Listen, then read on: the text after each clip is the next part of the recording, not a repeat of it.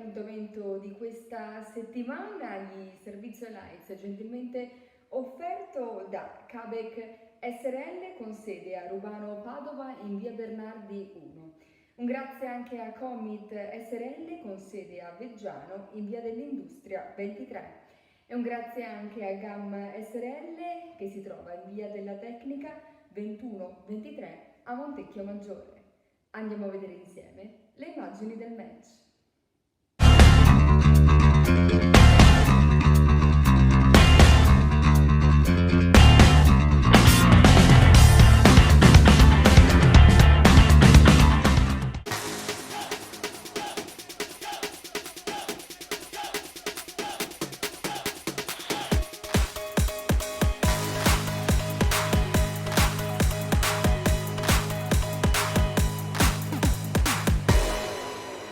Siamo qui con mister Fabrizio Cacciatore. Fabrizio, metterei un titolo, un Montecchio esagerato.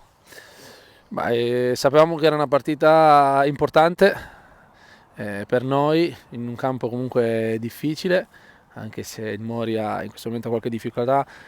Mi preoccupava un po' l'approccio a questa partita, c'è stato invece un approccio perfetto dei ragazzi, è stata una partita giocata bene. Il risultato secondo me rispecchia quello che si è visto in campo, quindi andiamo avanti così.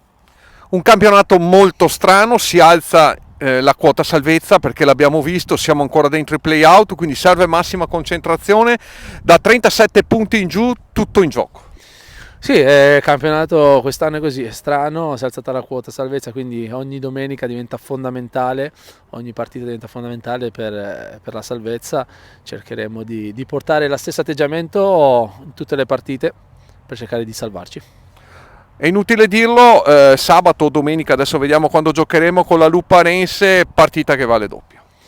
Ripeto, da qui alla fine sono tutte partite importanti perché ad oggi i punti in palio sono ancora tanti e valgono tanto ogni partita, quindi c'è da fare il massimo, da ottenere il massimo in ogni partita e sperare di raggiungere la salvezza prima possibile. Al Comunale di Mori si affrontano le formazioni del Mori Santo Stefano in divisa bianca e il Montecchio Maggiore in divisa nera. Campo sintetico, un biliardo. Parte subito forte il Montecchio Maggiore che al secondo minuto sfiora il vantaggio con Nicolò Visinoni su passaggio di Penzo, tira direttamente in porta, deviato, calcio d'angolo. Minuto numero 9 arriva il vantaggio del Montecchio Maggiore con Pavan servito da Visinoni che batte in porta dove Zanon non può far nulla, quindi Montecchio Maggiore in vantaggio 1-0. Al 20° azione per il Mori Santo Stefano con il colpo di testa di Perazzolo che va fuori. Minuto numero 27, raddoppio del Montecchio Maggiore con Visinoni approfittando di una leggerezza difensiva si avventa sul pallone, aspetta l'uscita di Zanon e lo infila sul primo palo per il 2-0. Sul finire del tempo Valenti sfiora il tris, azione pregevole, tiro direttamente in porta, deviato sulla traversa da Zanon. Secondo tempo che inizia con l'espulsione di Capitan Pozza del Mori Santo Stefano per fallo su Visinoni, partito in posizione regolare. Sul susseguente calcio di punizione Valenti si incarica della battuta, tiro a giro con pallone che esce di pochissimo sopra la porta difesa da Zanon.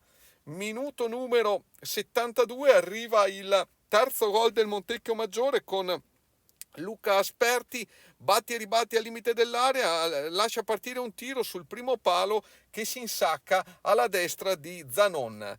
Al minuto numero 83 arriva il quarto gol del Montecchio Maggiore con Zanella che va in fascia, mette un pallone al centro dove Brandon Medina non fa altro che depositarlo in rete a porta sguarnita. Minuto numero 87, raddoppio personale, doppietta per Sperti che dal limite dell'area raccoglie un pallone vagante, se lo sistema e lascia partire un bolide che si insacca all'incrocio dei pali.